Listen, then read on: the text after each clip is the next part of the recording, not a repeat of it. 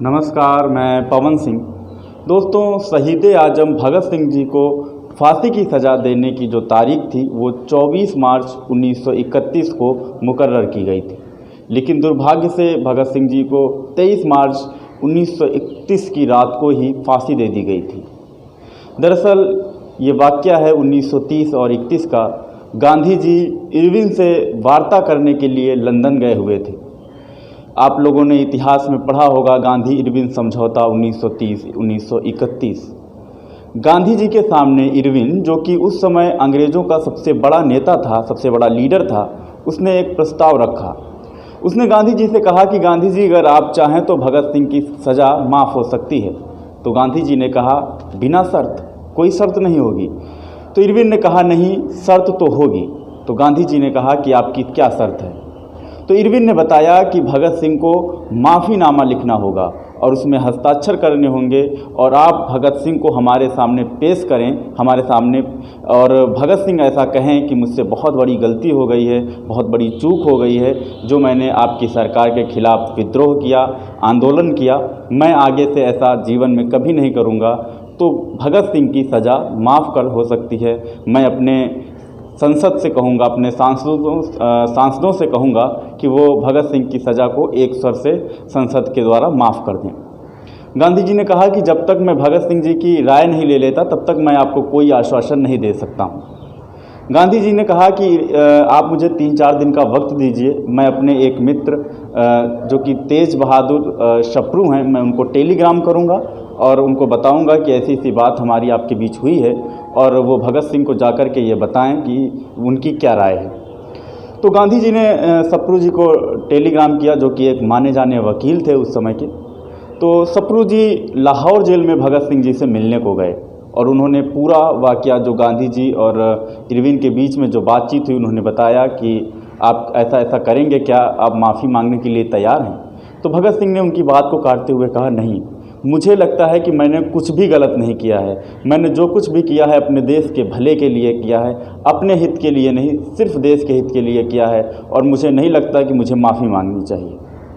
शपरू जी ने उनको समझाने की कोशिश की कि भगत सिंह, अगर तुम माफ़ी मांग लोगे, जेल से बाहर आ जाओगे, तो अपने जैसे बहुत से क्रांतिकारी भगत सिंह आप तैयार कर दोगे, जिससे हमें जल्दी आज़ादी मिल जाएगी।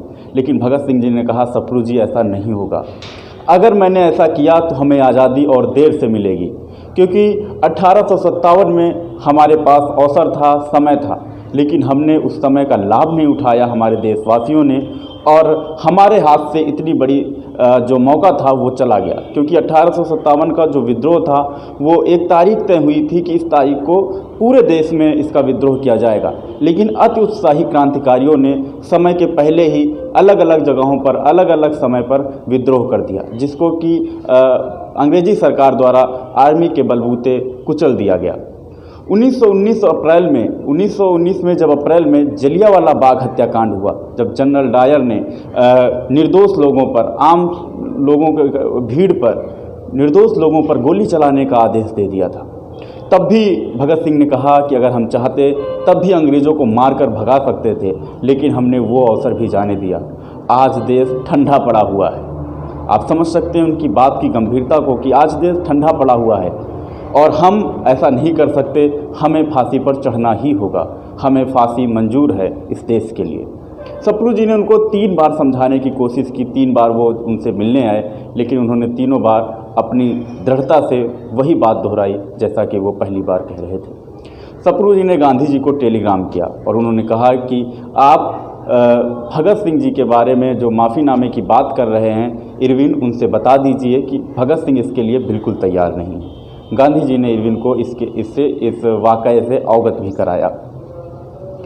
उसके बाद जो कुटिलता चली अंग्रेज़ों ने, जो चाल चली कि उनको एक दिन पहले फांसी पर लटकाने की, क्योंकि अंग्रेज़ी सरकार को ये भय था कि कहीं हमारे देश, जो भारत की आर्मी है, जो नेवी है, जो एयरफोर्स है, जो पुलिस है, कहीं उसमें बगावत ना हो जाए।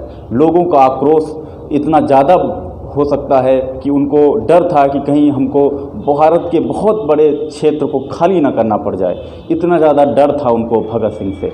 और भगत सिंह का जो लोकप्रिय इतना ज़्यादा हो गए थे भगत सिंह जी उस समय, तो उनको ये उन लोगों ने विचार किया कि ऐसा किया जाए कि कल बहुत सारी भीड़ आ सकती है जब उनको फांसी की सज़ा मुकर्रर दी जाएगी। करीब सुबह 6 बजे का 24 मार्च को समय भी तय किया गया था कि 24 मार्च को सुबह 6 बजे के आसपास भगत सिंह जी को फांसी दी जाएगी। तो उन्होंने अंग्रेज सुप्रिटेंडेंट को ये आदेश दिया अंग्रेजी सरकार ने कि भगत सिंह जी को एक दिन पहले ही रात में फांसी दे दी जाए।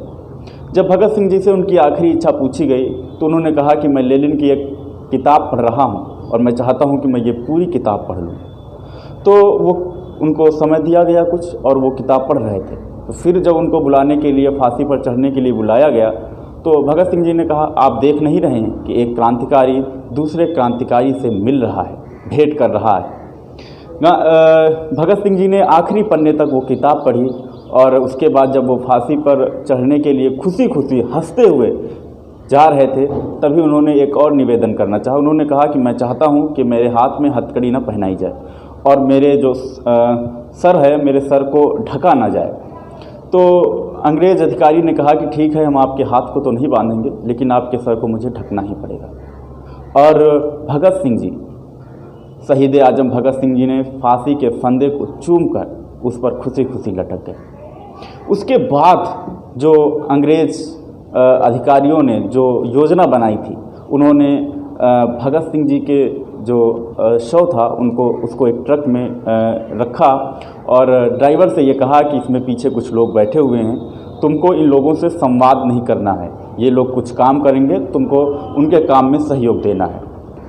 वो जो ड्राइवर था वो थाने में जो सब्जियां लाने का काम करता था और ज़रूरी सामान लाने का वो काम करता था। उसको कुछ शक हुआ कि आखिर ऐसी क्या चीज़ है कि बात नहीं करना है और कुछ तो गड़बड़ है, माजरा कुछ गड़बड़ है।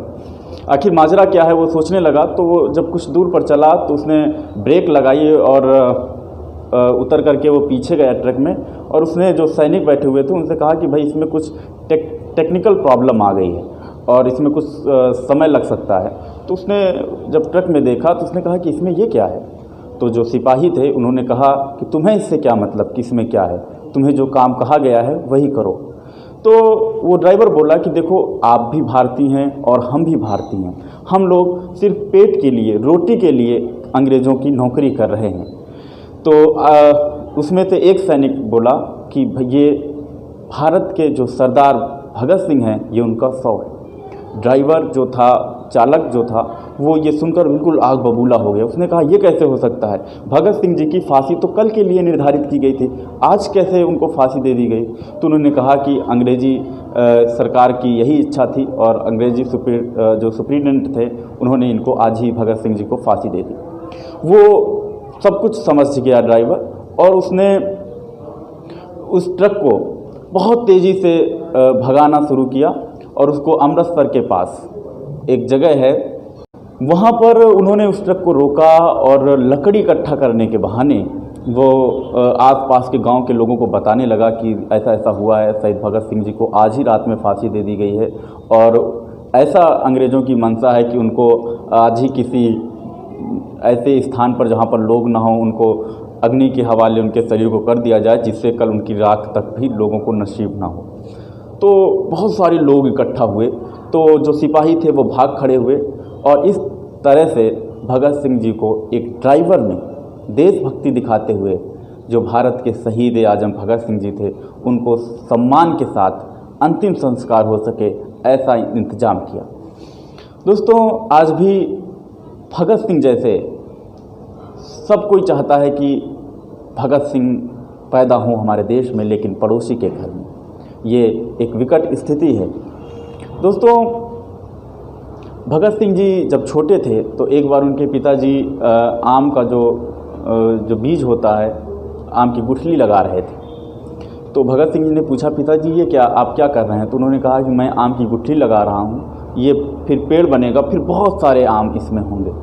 तो भगत सिंह जी ने कहा कि मैं अगर बंदूक बो दूँ तो क्या बहुत सारी बंदूकें होंगी। ऐसे अमर शहीद भगत सिंह जी को हमारे देश की सरकार शहीद नहीं मानती, ये बहुत दुर्भाग्यपूर्ण है। अगर आपको हमारा ये वीडियो पसंद आया है तो आप इसे लाइक, शेयर और सब्सक्राइब कीजिए, दोस्तों के साथ शेयर कीजिए। बहुत बहुत धन्यवाद। जय हिंद, जय भारत।